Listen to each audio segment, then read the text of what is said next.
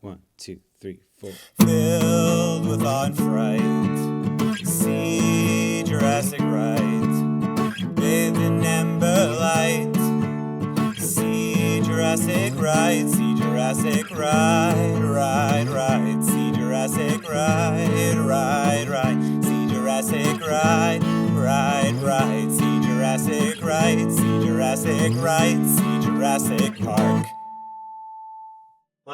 Oh, hell yeah.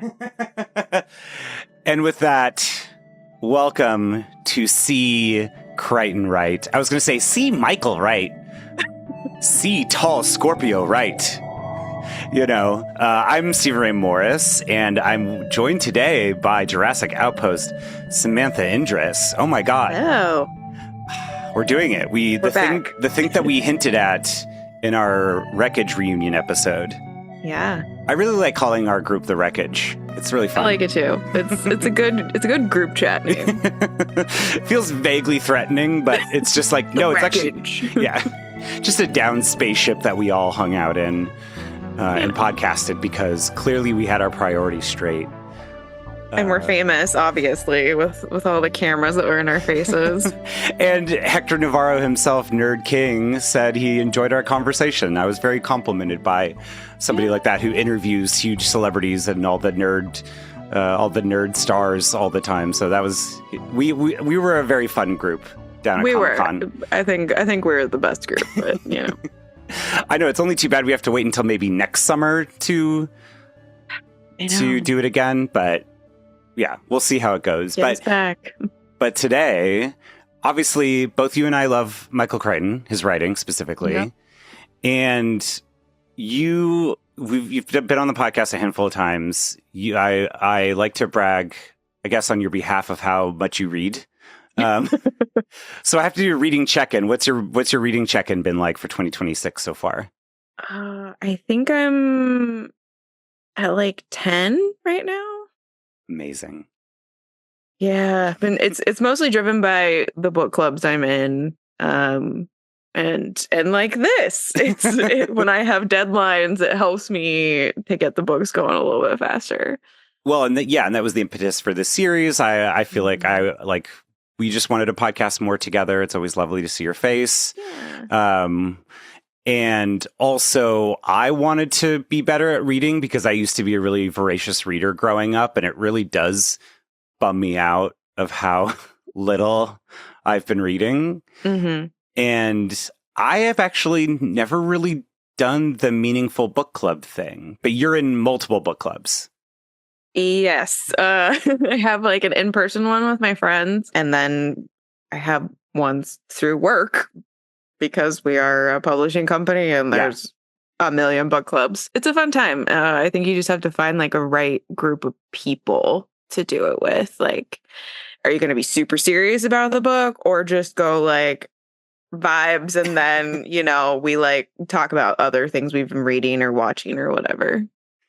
And is a thing like where people assign a book, and is it like everyone rock, paper, scissors for the book, or are they like themed book clubs, or is it old books, new books? Like, what has been kind of your experience with that stuff? So my in-person one, we mainly do like fantasy, sci-fi, romance, like kind of a blend.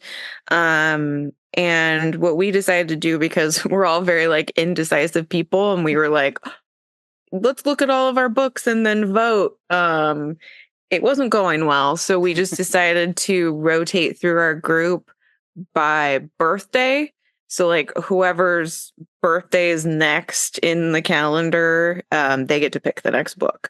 Okay. So it's been nice to like, obviously we kind of think about each other's likes and try to find something that we'd all kind of enjoy, because I avoid suggesting straight horror books because most of my group does not want to read like body horror. So I'm like, all right, I'll steer away from those. But yeah, so they just we all just pick a book and we read through it, and I don't know, it's a great time.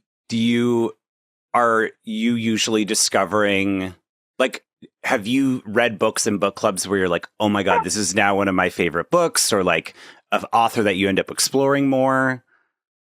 Yeah, it was just like a random one that I think it was my pick. But it was called Heaven Breaker. And I just picked it because it was pretty. Like the cover was pretty, honestly. And then it ended up being like one of my favorite things. It's like a sci-fi space novel about like a girl trying to get revenge, but they like are jousting in space. Hell yeah. It's very random sounding, but yeah, no, it was good. And then like it's just fun to be able to go through and talk about it with people afterwards, or like just even be able to text people as we're reading and being like, oh my God, have you started yet? Like what part are you on? Have you gotten to the plot twist? Or even just, did this make sense to you? Okay, interesting. I like that, the little commentary. Yeah, and I mean, sometimes it does go the other way, because sometimes, you know, we don't all like a book, or some people don't like it for whatever reason. And it's like, we try and be, hey, what did you like about the book? Like, why did you like it? Or what made you not like it or not want to finish it? You know, and so it's kind of my in-person group we got a good group of people where it's judgment free. Like, if you didn't like it, cool. Like, I want to know. Yeah. Just to know like what you didn't like. But yeah, no, it's a lot of fun, just because it's hard to read a book sometimes and then you're like, oh, I like this. Okay, but you know, and not talk about it with anyone. No, I mean, this book club that we're doing is an impetus for me to get back into reading. And then my friend Stefanie, who's been on this podcast, we started doing like an accountability buddy sort of thing. And one of mine was to like read for 30 minutes a day. And nice. I think it's one of those things where I think in my head, I'm like, oh God, I have to read for 2 hours and I have to finish a book in a day. And so this book, Congo, was like the first, I mean, so I've read it before, but like it was one of those things where it was kind of nice to ease into that. And then, yeah, because I feel like it's just to try to read whatsoever, you know, it's like to even like, for me personally, it's like quieting my brain enough to like not look at my phone. Although it's hard, it maybe because we read it for this, where it's like, I am texting you pictures and like thoughts and things and being like, this is the most insane Michael Crichton thing he said. Oh, this is the most insane, in that way of like, because he is my favorite author in that regard. Like he, you know, I love Sylvia Plath, I love Tolkien, like, you know, but I think Michael Crichton is like the author I've read the most books of, unless you count like, you know, that I did read almost every Animorph book. Hell yeah. You know what I mean? But like, you know, pound for pound, Michael Crichton's like the most consistent and the most like author that I've read. And yeah, just from, I guess if you wanted to remind listeners like your Michael Crichton origin and how was Jurassic Park your first book or Sphere?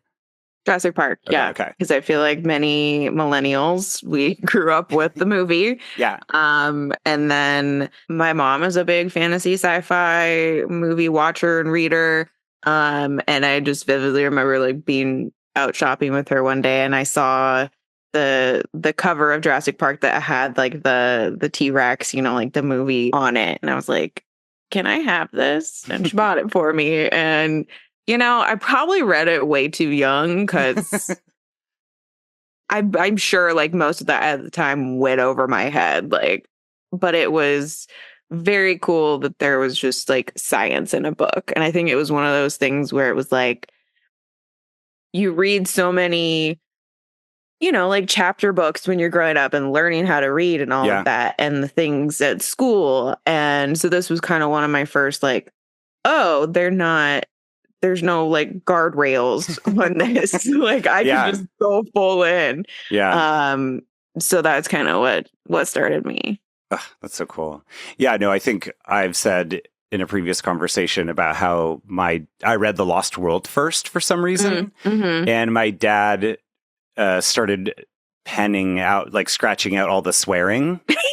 But like in Lost World, Dotson is being like, you fucking idiot, you fucking moron, what the fuck, you know, and it's just like all of it scratched out, you know, it's just like, but also not that well scratched out. Right. My dad made a valiant effort, but yeah. And so, do you still have that copy? Yes, I do. That's amazing. Somewhere. I don't know if it's here or if it's at my dad's house, and then I met Michael Crichton in 2002. Yeah. When Prey came out, and it was at the LA Public Library, and it was like, because you go to book events, and I feel like I've asked you this before, and it's just this thing of like, oh, we can go watch a lecture from Michael Crichton, and he's 10 foot tall, and, I'm 15, 16 years old, and Prey had just come out, and it was like, here's an hour talk, and then we're all gonna have just dinner in a cafeteria, essentially, like a fancy. Yeah. It felt like a wedding banquet. Do you know what I mean? Where everyone's kind of sitting around tables, and you're sort of with strangers a little bit too. But it's like everyone's there because they wanted to see Michael Crichton speak. Yeah. And then I walked up to him with my copy of Prey. I asked him one question, which was, why did you write Prey in first person? Because all your other books are in third person. And he was just like, oh, well, I just wanted to try something different. And, I was going through divorce, and I really wanted to... No, he didn't say that part. Like, we're not doing that for this year's series, but Prey is a trip. If listeners, if you haven't read it yet, it's a wild book. So, okay. I'm going to read this first, and then I want to get into your Congo history before we dive in. But so for this book club, I thought it'd be cool because I remember when it's like that internet period where people were like, I should make a cool website. And so Michael Crichton's team, Michael Crichton's website has been pretty robust for almost 20 years. Cause I remember looking it up all the time. And, Congo was published November 12th, 1980. So, by the time the website is happening, it's like he's had some time to reflect on it or whatever. And so this is what he says on the Congo website, or on the Michael Crichton, on his website about his book Congo. I had always admired the H. Rider Haggard adventure story, King Solomon's Mines, and I also wanted to write a similar sort of Victorian adventure set in the 20th century. I was also interested in the experimental attempts to teach apes to use languages and the implications of this research for animal rights, which in the late 1970s was a very obscure topic. When the book was published, most reviewers found the character of Amy, the sign language using gorilla, too incredible to believe. This despite the fact that I had modeled Amy on a real signing gorilla, Coco, then at Stanford University. I considered Coco to be pretty famous after all. She had been on the cover of National Geographic magazine twice and once on the cover of the New York Times magazine. Coco had also been interviewed on television where with quick hand gestures, she complained about the bright lights and told the TV interviewer to go away. But apparently book reviewers had never heard of Coco. Okay, there's a little bit more. It's just too good. To prepare for writing the book, I had planned to go to Africa to see gorillas on the slopes of the Virunga volcano chain in the eastern Congo, but at the time there was a war between Tanzania and Uganda, and the eastern Congo were too dangerous to visit. No one would take me there. So I had to find substitutes. To experience volcanoes, I went to Stromboli off the coast of Sicily, a volcano which is continuously active. In those days, you could just hike to the rim and watch the displays as long as you wanted. For an experience in the rainforest, I went to Taman Negara in the jungles of Malaysia.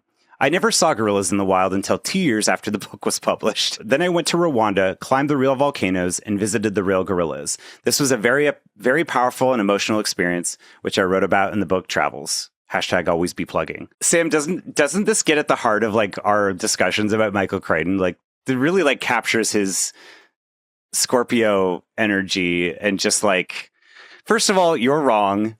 Yeah. Here's all the research I did. And isn't this shit?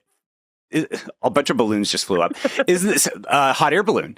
Like in the book and the movie. And isn't it and then isn't all this shit awesome? Right.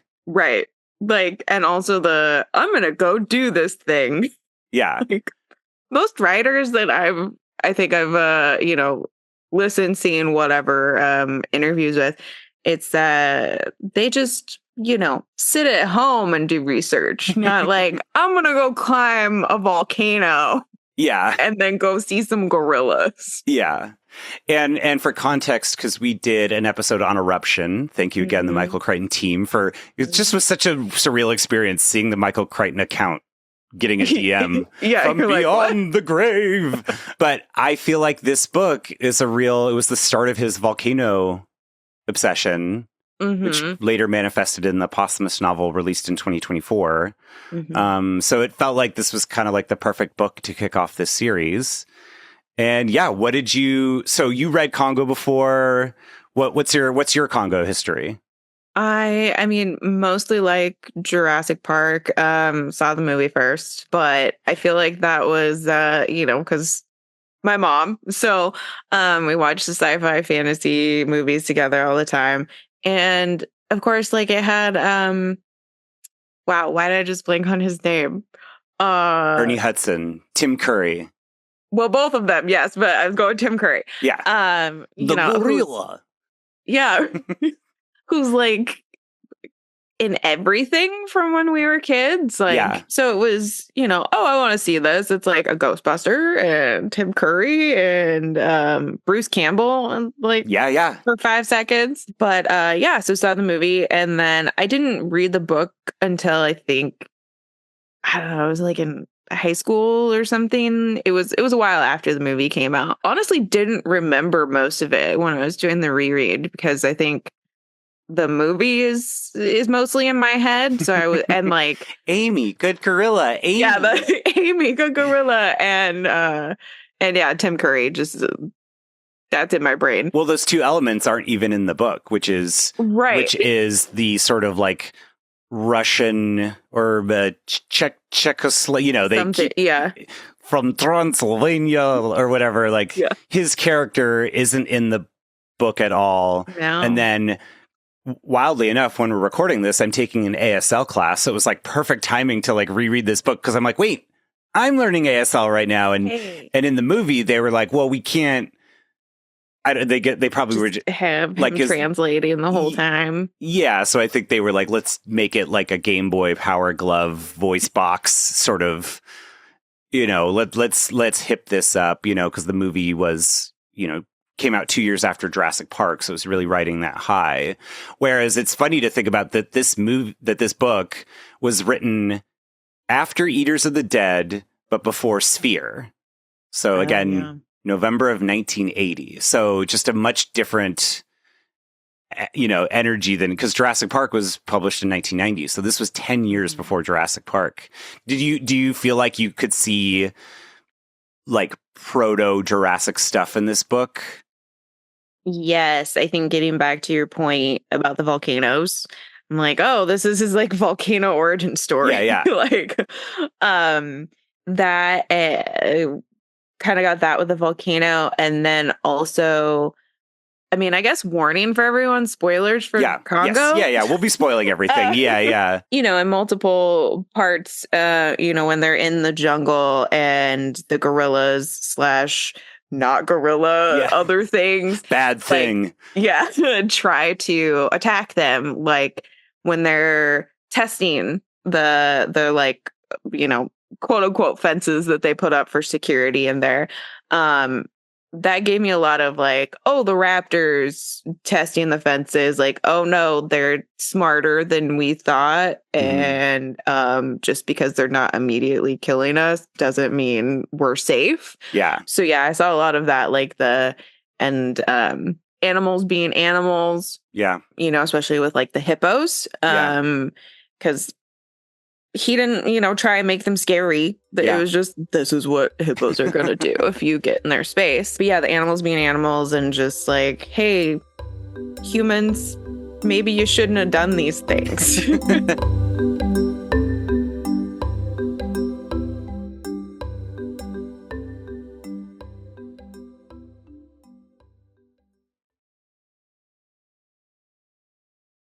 The hubris of man, very much. And Monroe, in the movie is played by Ernie Hudson, and it's a great, and why, like, not to spoil my thoughts too much, but I kind of still feel like I feel like the movie is better than the book in some ways, as much as I enjoyed this reread, but like, because it twisted some of those elements from the book to make it feel, I don't know, weirdly has more commentary on the stuff, but we'll get into it. But Monroe feels very much like a kind of proto Malcolm Muldoon in some ways, where it's like you're basically getting to hear Crichton's opinion about the world and what he thinks of like people, Yeah. and just that very cynical, kind of almost, I don't know. He's such a contradictory person. You know what I mean? Because it's like, clearly he's just like, look at all these cool facts and things I'm going to learn. Here's volcanoes and here's sign language and here's, government politics in Africa, and colonization and explorers. And, like, I feel like that's the other big, as we, for this series and for the books we're going to read, I just feel like that's, I think what both of us locked into and what we liked about it growing up, but then also just looking at it now being like, dude was just like, here's 10 things I'm interested in learning about. How can I cram them all into a book? Computer technology, mining, like all these little interesting, just like, again, the equivalent of like, here's 10 pages on Wikipedia. This would be a fun challenge. Open 10 random tabs on Wikipedia, write a book around it, and do a Michael Crichton book. Wouldn't that be fun? That'd be hilarious. You're like coral reefs, politics of indigenous tribes in the Dakotas, iPods, and this famous scientist in history, who just studied nuclear radiation or something. You know what I mean? Like, yeah, because he really now go.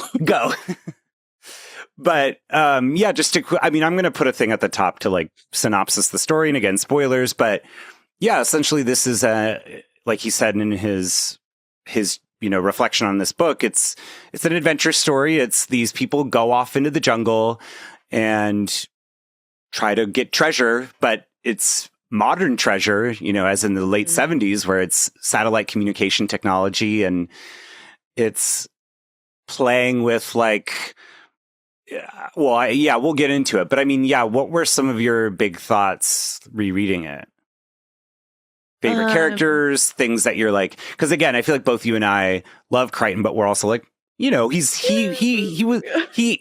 the limitations of any person of his time and how he grew up. And again, that's why to me, when I realized he was a Scorpio, I was like, all of this makes sense. You know what I mean? Like, it's all clicking right now. Yeah. Because it's my like party feeling about Michael Crichton is he's somebody who loved science but hated scientists, and the great irony is that his love of science and his like ability to explain it made people love science. Like we all love science because of Jurassic Park, because of these books, even though he was so disillusioned that he dropped out of medical school. Like, you created a bunch of scientists, dude. Yeah, it's so interesting. I don't know. I just find it so fascinating. But what were some things rereading Congo that you really were like, whoa? I think, always like the characterizations of the female characters, like questionable sometimes, and you're like, does this okay.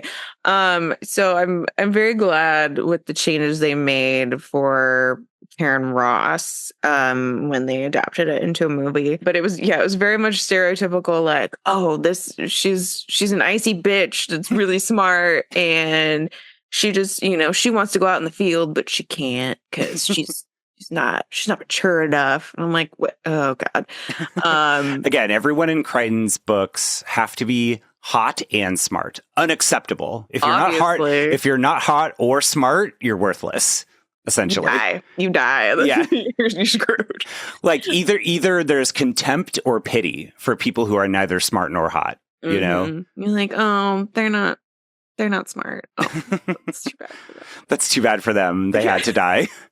They had it coming, No, but I always look at that, and again, is she the only woman in this novel besides Amy? Essentially, yeah. Yeah. They capture a female gorilla too at some point. Right. Racking them up. But no, I always pay attention to that. And then I was very interested too in like how he was describing the tribes that they came across, like while they're trying to get, to the lost city. And I didn't do any research on this ahead of us chatting, but I'm like, how stereotypical is this, like, for like an 1980s novel, because immediately they meet a tribe and they're cannibals. Yeah. Like, I realized that happened, but like, was this just a stereotype? Like, what is this based on? So there was a little bit of that where I was like, is this?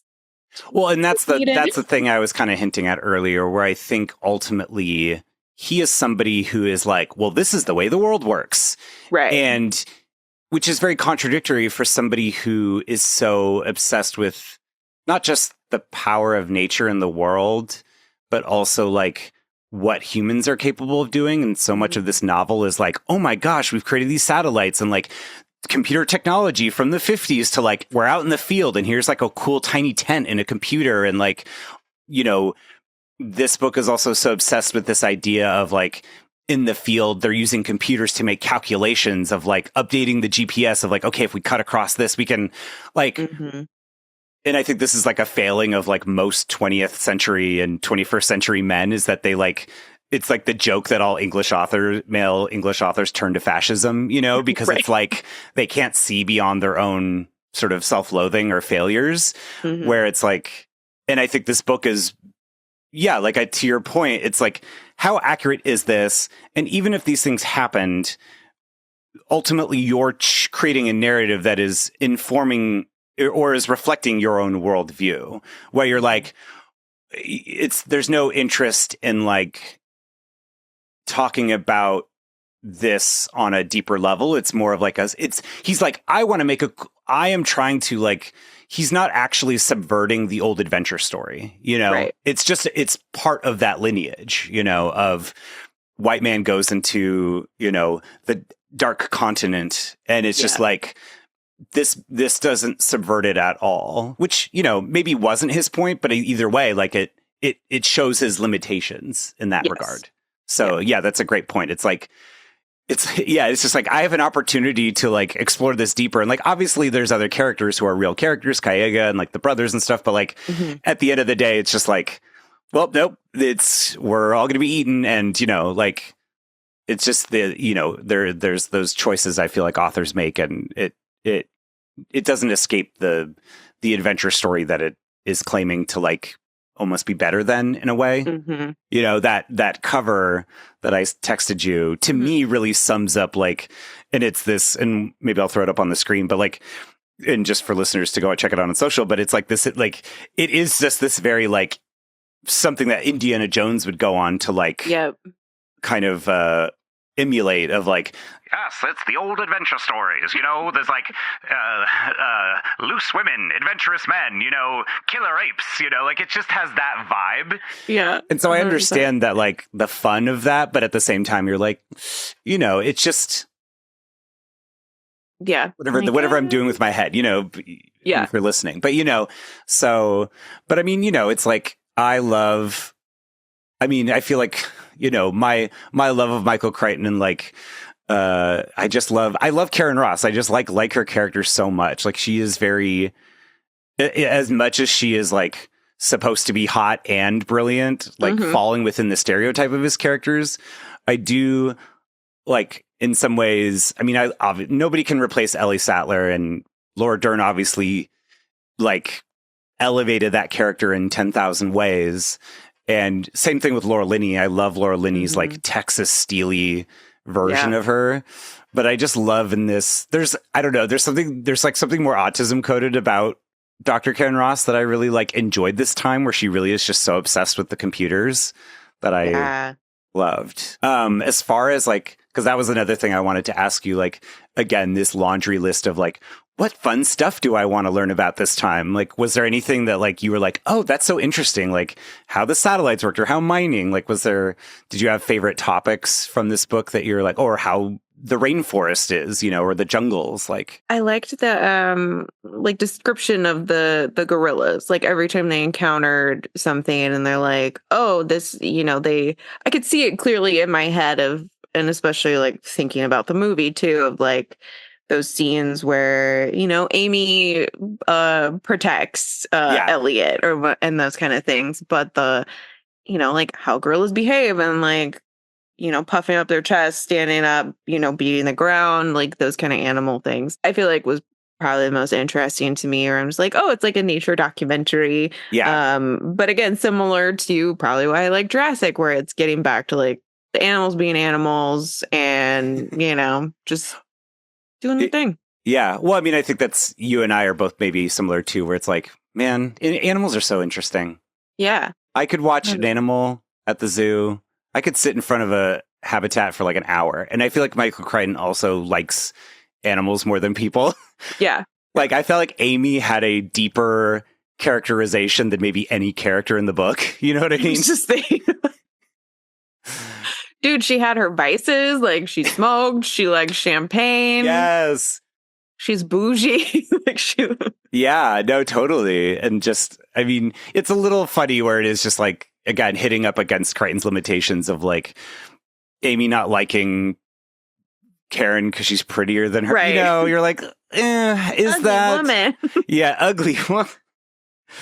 But again, it's like this book was more fun than I remember, but also because I mean, again, you have a smoking gorilla drinking a martini. Like, this book doesn't take itself that seriously, but it's an interesting read because I forget. Maybe it's just because I know the movie better, where it's like so much of this book is just getting to the Congo. Yeah, that's what I forgot too. It's like, where are the monkeys?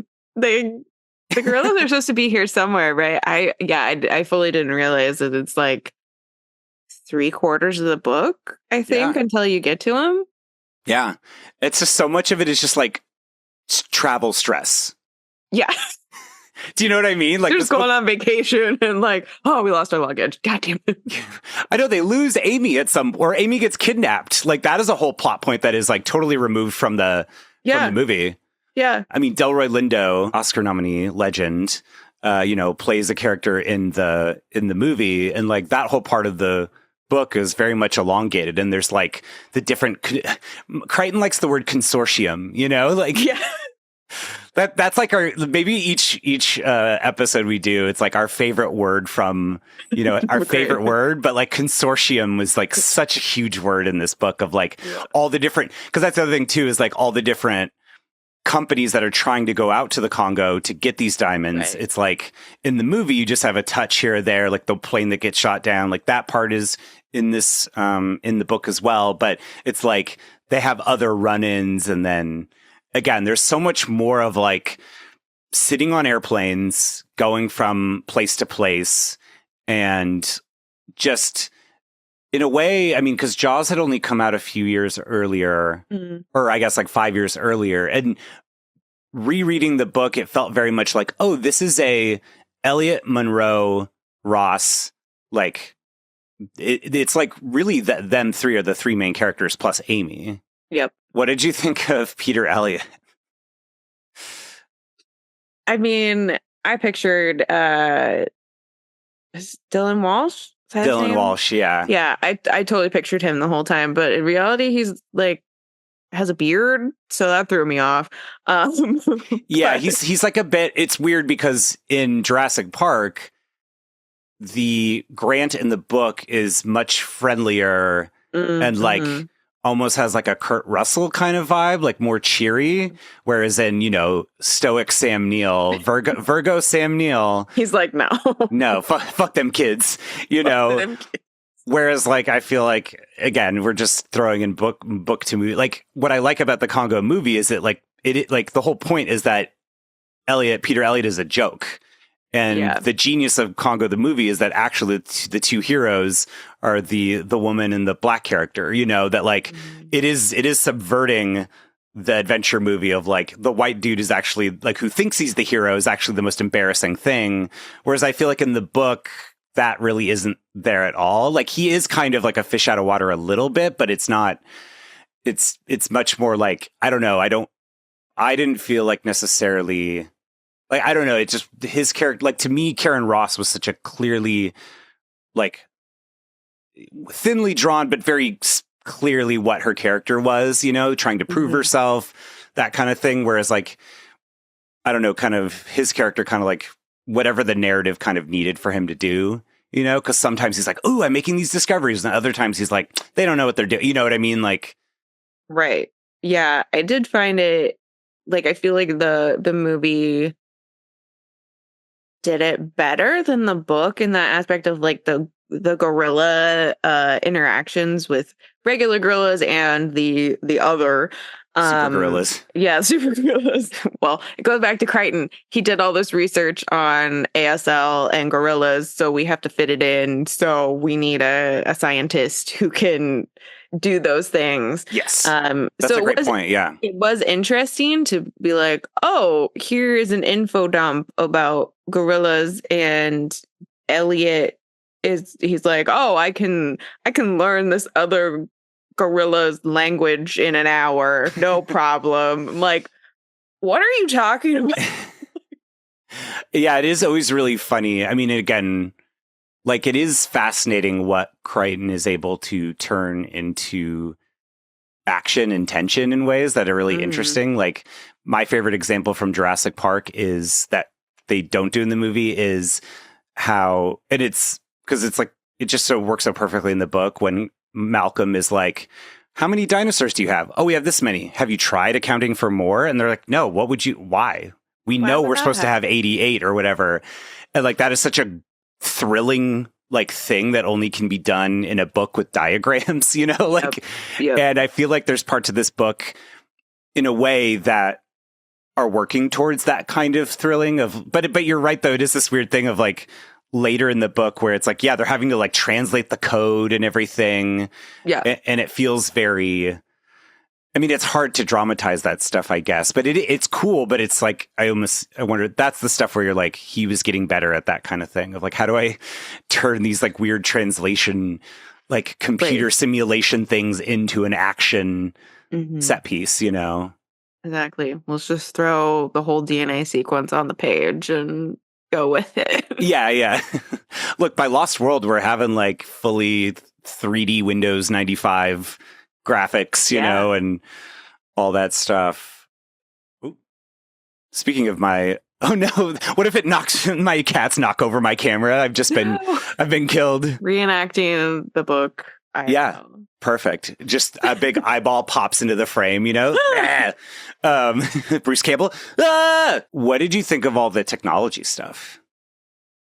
I had to keep reminding myself, I was like, oh, this is the 80s. Like, because I think another thing about Crichton, who's kind of, you know, extrapolating up to all of his novels, he makes the science and the technology in his books like so believable and grounded in real life things at the time that he wrote it, that, you know, even if it was impossible at that time, it seems like it would work. Yeah. You know, like going back to Jurassic, like I totally believed when I was a kid we could have dinosaurs at some point. Like, it makes sense to me.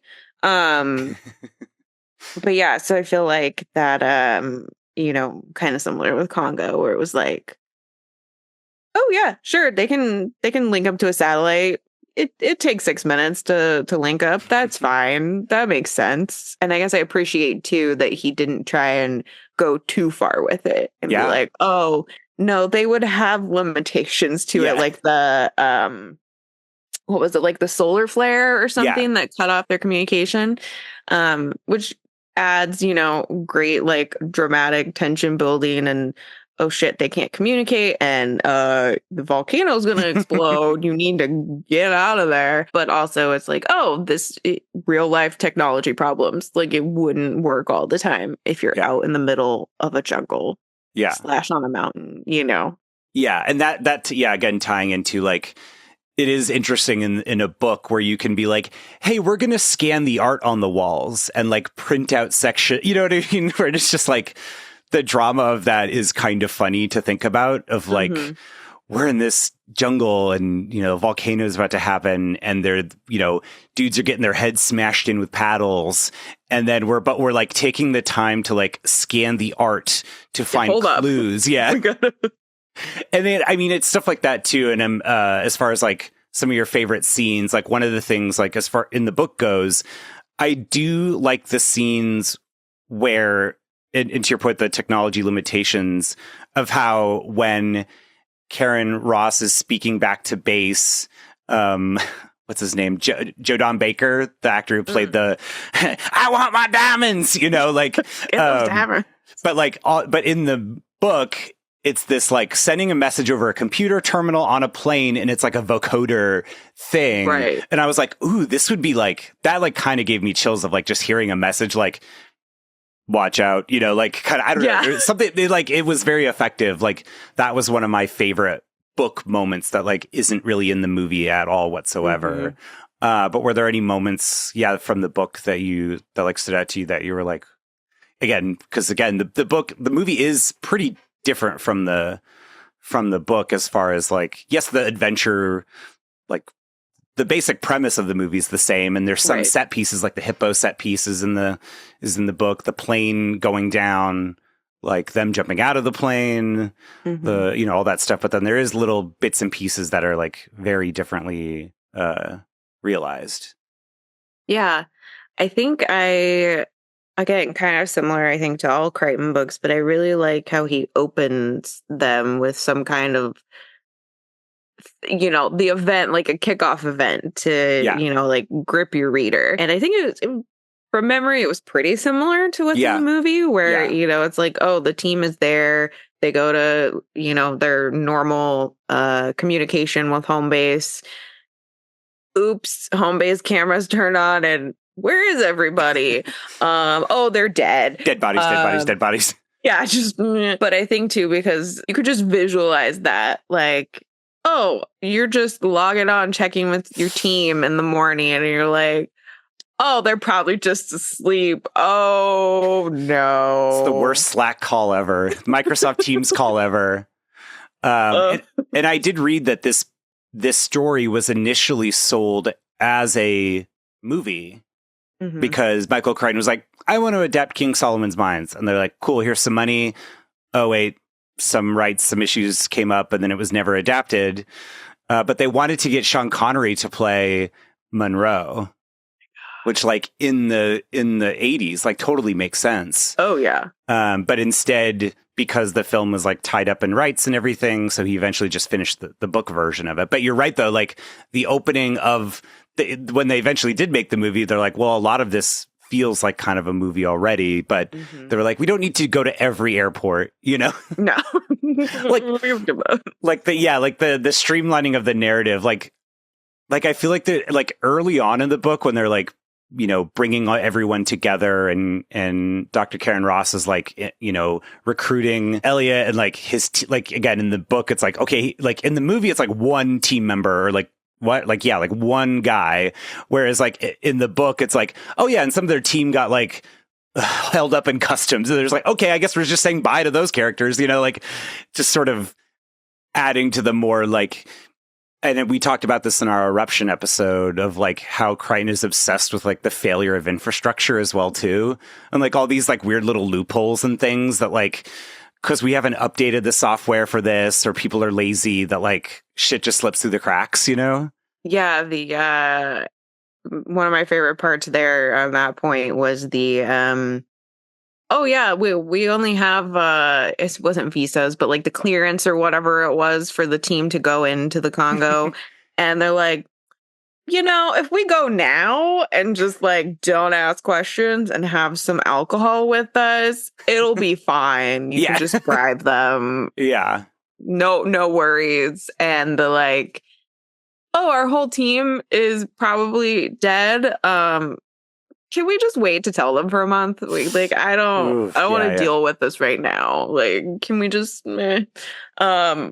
but also feels like very real. Like, but yeah, I enjoyed that part of them getting ready in the book to go, where it was like, oh, how are we going to do this? Yeah, just bribe people. How are you going to do this? Just go. Like, right now, people won't notice.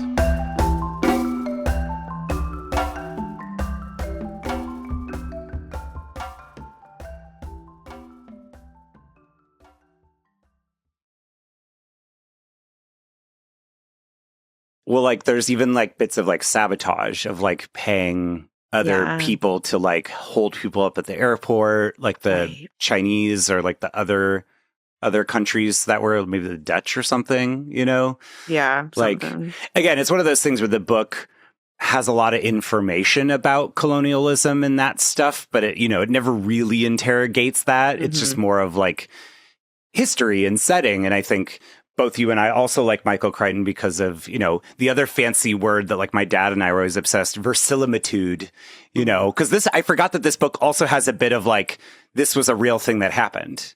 Like, I forgot about that this book also has the like opening of like, you know, here are the notes and like the things we took down from, you know, Dr. Peter Elliott after this adventure, you know, like that kind of thing. Like he's, you know, because Andromeda, I mean, his very first official Michael Crichton book under, you know, not his sleazy detective novels when he was in medical school, but like, you know, Andromeda Strain opens with this very like strongly worded letter, classified documents. This book kind of like doesn't quite, it's not quite as like committed to it. Because even Jurassic Park has the like opening intro of like, this was an event that happened and, you know. Yeah.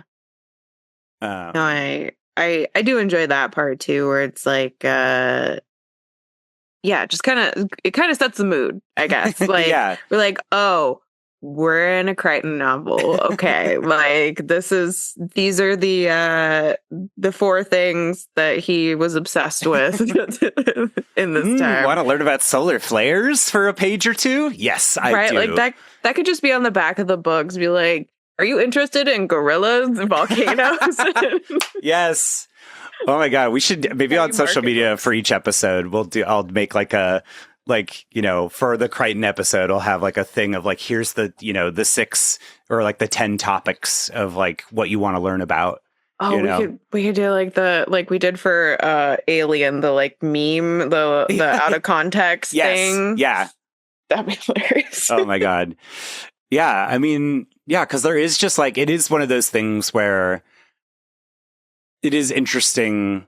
Like, yeah, how do you feel about that? So much of it was the journey there, and there is a lot of like, once you get to I don't know, it's just an interesting structure for the, you know, as we're just like going through the book, like it is interesting that it's, yeah, I don't know, like, again, it's like almost a little anticlimactic in a way, because it's like once they get to it, it's like, I don't know, it's we know it's killer gorillas, you know what I mean? Yeah. It almost feels like, I think we as an audience already know that it's something new, and it almost like that was noticing rereading again. It feels like there's so much, like you were saying, like translating and like all. It's like we know that they're, you know what I mean? Like, I don't know. How did you feel about all that? No, I honestly same with. I was like, oh, this takes a really long time. I'm kind of like, I know that there's killer gorillas. Like, this is the premise of the book. Like, it's not a plot twist that we're not expecting. So it felt like it was hidden, you know, and we only had those, I guess we had the inkling with like Amy's nightmares in that. But I feel like even that was better emphasized in the movie and like made them more of the little pieces here and there. Because don't we see them like creeping out more like in the movie, like watching them as they're going? Yeah. And then also just like Tim Curry being like the eye, you know, like. Yeah. With the ring and everything. Like he added. Tim Curry. He added that level of like intrigue to it. So then the other characters could be like, it's a fairy tale. Whereas, I mean, again, a good, you know, to your point, like a good example of this, like dramatically, like they have the satellite beams pointing at where the city is. Like there's again, as far as like things you want to learn about, mapping the jungle, we got like 4 or 5 pages about that. So it's like, it's not a big surprise. And even again, like talking about like a little bit of, I don't know what it was, like trauma or something with like Amy, where it's like, she's there and she's kind of like, you know, like. Yeah. Like so, disassociation or whatever that she was doing. It was like, oh, but this is from her nightmare. Yeah. No, but I feel like doing the anticlimactic thing too, I think probably affected by the movie kind of being so embedded in my brain is like, I remember those scenes of them finding out, you know, being in the city and seeing like the, the cages and putting all of the things. They're watching us. Yeah. Them like putting all those pieces together and being like, oh, they were training these gorillas and they, as humans do in Crichton novels, maybe they shouldn't have, and, killed them or whatever. But I feel like that, it happens in the novel. Yeah. But I feel like it was so much like it's so visual in my head from the movie that I was like, oh, this doesn't feel as cool to me. Reading. There's not really like a final standoff per se, and the volcano part is very quick. Yeah, but it also, it's more prolonged. I think because it is just like, and also, maybe that's also like evocative of it, where it is just like. In the book, it is like these, and maybe it's just because of Marty Supreme, where I'm just like thinking that they're like literally taking these like ping pong paddles that are like, but they're like made out of stone and they're smashing people's heads in, like, bam, like it is like, it's silly, but it's also, it feels like the buildup of this. I feel like the buildup of the book is the strongest part. And maybe the dramatic leaps of like what we're saying of like, okay, now somebody has to sit around and desperately decode and Peter Elliott was like recording things on a tape recorder and like revert, you know what I mean? Like there's like a lot that happens that feels very like, it's kind of like, you're getting less of an impression of what that would actually feel like doing, Can you imagine? Oh God, like taking a pencil to like rewind a cassette to like re-record vocalization. Like it's just... Hold on. Hold on. Hold, please. Hold. Meanwhile, like a volcano is about to explode as well. Like, okay. Yeah.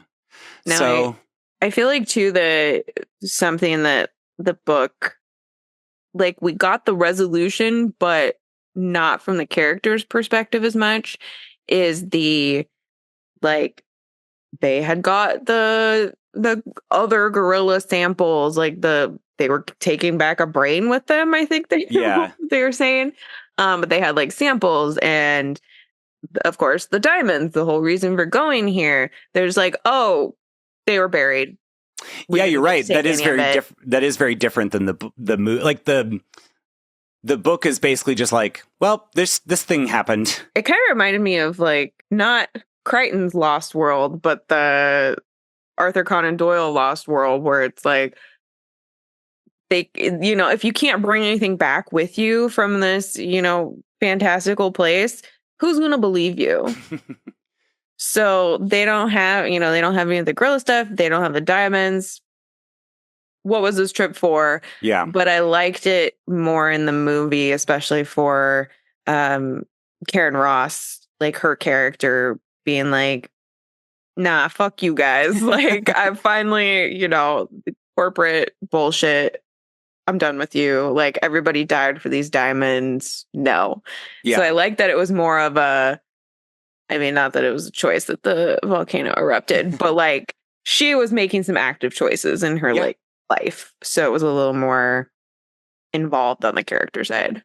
Yeah. It was like, it's interesting. Like Jurassic World Rebirth has, you think about the amount of backstory that is given to Dr. Grant and Dr. Ellie Sattler in Jurassic Park, or even Malcolm. Like you don't really get backstories of them in the movie. You get a little more backstory about, just each character gets a speech in Rebirth of like what their backstory is. Right. And, in Congo, the movie, Bruce Campbell's character is her ex-fiance or fiance. No, I almost married him for Christ's sake. I love Laura Linney. So the movie, Crichton, it's like human drama is pointless to him, like he is never interested in that. But it's interesting that obviously Dr. Ellie Sattler and Dr. Malcolm all have backstories in Jurassic Park, the book. But here, Dr. Karen Ross's backstory is that she's like, how did you describe her? An icy bitch? Like, you know what I mean? Like, because Crichton's just like, I don't know what her deal is. She's brilliant and hot and, she's tall, she's smart, she's young. I have to find the passage of the way that he described her. Somebody was like a gangly or like something. Yeah. It was very, very wild. They had to keep like every character that encountered her had like a different thing to say. Here we go. This is the first description of her. In at least the part that I texted you. She crossed the room with long strides. Karen Ross was nearly 6 feet tall, an attractive though ungainly girl. Only 24 years old, she was younger than most of the programmers, but despite her youth, she had a self-possession that most people found striking, even a little unsettling. Karen Ross was a genuine mathematical prodigy. She's hot and smart, guys. Yeah. Doesn't matter what else she does. Yeah. She's not smart. No, it is kind of wild to me how those descriptions come up and I'm like, oh, okay, I'm fixing this in my brain. But I think we already kind of alluded to that where it's like not the greatest. Michael Crichton wasn't the greatest at those kind of things. And and just in general, I think it's okay and we should encourage, the things we read to be critical of them. Yeah. Like, not everything is perfect. And, you can still enjoy aspects of something of being like, Crichton, what are you doing? What are you doing with this? And I think to your point about the movie adaptation, giving her a little bit more of a backstory, a little more motivation, a little more being critical of like what the themes of this story is in the book, but just making it a little bit more personal and clear for the viewer. Yeah. And also, not only am I going to like blow up the satellite at the end, but also I'm going to get out that big fucking laser gun and say, how about this? I'm going to put you back on the endangered species list. Is to me, one of the top 10 cinematic moments of all time. Like Laura Linney with a laser gun fucking just like obliterating gorillas. I think both her and Ellie Sattler like shaped me as a human being growing up. I'm like, no, that's one of the single coolest, she's got her one-liner and she just starts fucking blasting these things. And I'm like, oh, I want to be her. Okay. So anyway, I started blasting. Like, there's the Texas coming out. Yeah, it's like they knew how to. Laura Linney and John Patrick Shanley, I believe, who wrote the screenplay for this, and Frank Marshall, producer of all the Jurassic Park and Jurassic World movies, who directed this. Like, they knew how to take that character and give her more dimension and fun without necessarily making her like too powerful or all likable, or I don't know. They just did enough fun stuff with her that you're like, this is a memorable character now. Mm-hmm. To me. Yeah, but agree. I mean, again, like just that gif in my head lives rent free of her just like, like I want a laser gun. What? And that's like one of my most prized possessions is my Laura Linney action figure. Oh yeah. Because Kenner basically, when Congo was coming out, they took a lot of the Jurassic Park figures and just repurposed them. So the Karen Ross figure is Ellie Sattler's head and Alan Grant's body, basically. The perfect human. The perfect. And then it comes with like a big gun with like a big plastic like jewel diamond that you can plug into the top, and it's perfection. That's one of the most memorable parts of that movie. I love it so much. But yeah, that's Congo. Thank you so much, Sam. Yeah, no. Thanks for suggesting this, and we finally did it after I don't know, a couple of years of talking about this. Yeah, no, I feel like, but just wanting for us to podcast more together, and me selfishly wanting to have more motivation to read. Yeah. And again, I always like hearing your thoughts on Crichton. I always like talking to you about this. It's like if James Bond was cranky. You know what I mean? Like that's how Michael Crichton sees himself. You know what I mean? Yeah, he does. Like he's just like, okay, guess shaken, not stirred. Like that's, I feel like he's just, there's just so many moments, and I'm curious, listeners, if you want to share your favorite passages, but there was a lot of this proto-Malcolm, like God, everything is like, people are terrible and you can't win. And we might as well do the terrible thing because somebody else is going to do it before you. Like, that's all Monroe in the book. Yeah. Now I'm also wondering now, I'm like, is this where millennial humor, some of it came from? Like, everybody's the worst. Yeah, totally. I mean, he was, he that part he was very correct in, and, we're living in it now, so, but what are we going to do next? Yeah, I think either Dragon Teeth or Pirate Latitudes. Oh, yeah. You know what? Let's do Pirate Latitudes. That'll be fun. And then we'll announce what the other books are as we go along. But yeah, like, hopefully we'll have announced, we're recording this all right now, but I mean, we'll record something that I can put like a month earlier announcing that we're doing this. And then people will have hopefully read it with us because Congo's, again, Michael, his books are just so easy to read. Yeah. What is this, like 300 and something pages? Yeah. No, it's over 400. The paperback anyway. Oh, mine's 316. Or no, because I have that copy as well. And this is like look how big the print is. Oh yeah. No, I got smaller print. You got the Bible copy. Yes. But yeah, still very like, not an easy read, but it's not like a doorstop. So like that's nice. So yeah, listeners, hopefully you read along with us. If not, hopefully you enjoyed our Michael Crichton chat. And yeah, I don't know what else. We'll see what happens. But yeah, I'm excited to read more and reread more with you, Sam, and everybody. But yeah, where can people follow you, find you, check you out on the internet? Samantha Jo 8 on Instagram, and also I'm Jurassic Outpost, one of the many cool people that help run that. So check it out. Coming to a convention near you. Always trying. Somewhere you're walking around with a baguette in an Expedition 33 cosplay somewhere. Yes, 100%. I feel like that's the new Where's Waldo. It actually kind of is. And I get a lot of, we'll get a lot of questions at cons. People like, why are there so many of you? Like, what is this from? We're like, yeah, we're not just random French people. That's really funny. I wonder if convention, a Comic-Con in Paris, what that would be like. They probably, I don't know, because the development team for Expedition 33 got knighted. Whoa. Yeah, because for their service to the country, bringing their culture to the game and winning the awards and everything. Wow. Okay. So it may be I don't know. That would be really fun. Just a big flash mob of all Expedition 33 people running around Paris.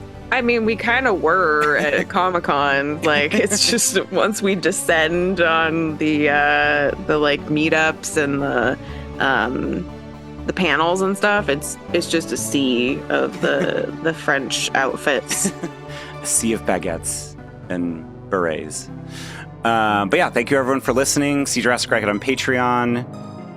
Jurassic June merch from Andrea Ciofalo, aka Strangebird Art. I mean, look. Are you a Scorpio? Do you have a vendetta against something? Make it your whole career.